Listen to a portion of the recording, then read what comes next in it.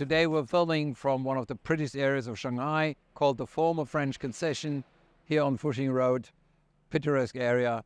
Enjoy the background. Let's talk about the role of audit firms when it comes to investments in Asian companies. And today the example are the US denominated bonds issued by real estate developer Evergrande, a company that has now a debt level of $300 billion, like mind-blowing.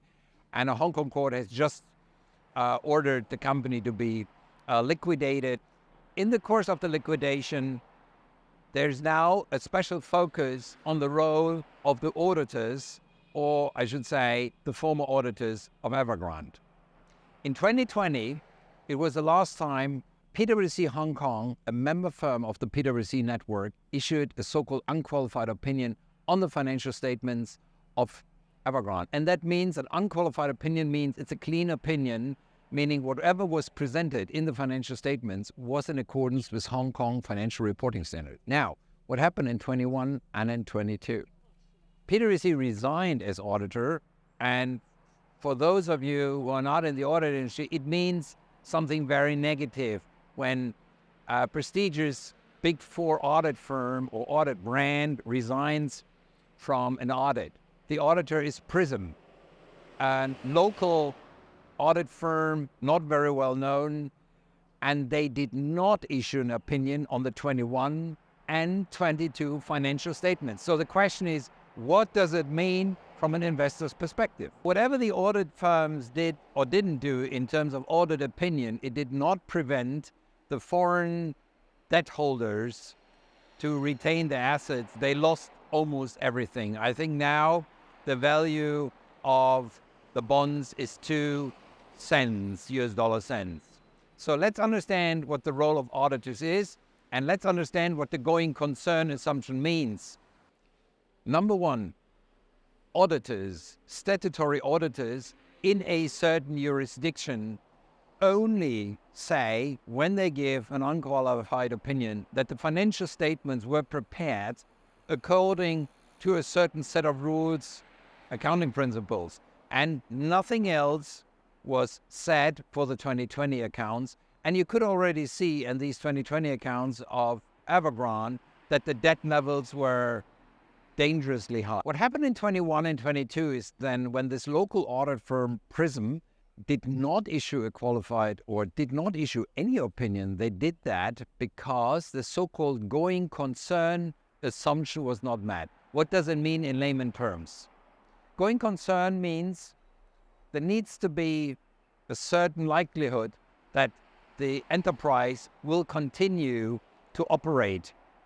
And when there are concerns by the auditor that this is not the case, that has implications for the valuation, for the value of assets, but also for the question whether the numbers presented are true and fair for a company that might not be able to continue to exist in the next 12 months because, for example, receivables or inventories might not have the same value if the company has to be liquidated compared to a company that can continue to operate and has more time to monetize these assets. From an investor's perspective, this is how you should interpret the work of an auditor.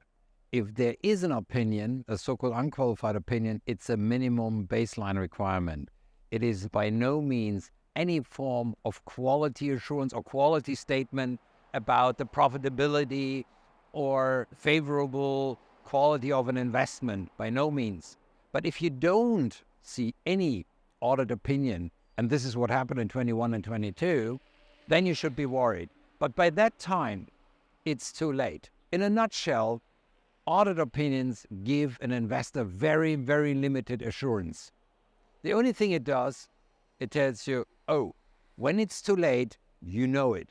So the question is now, who is responsible for talking foreign investors into a bond that was issued by a Cayman Island registered company listed in Hong Kong with assets in mainland China?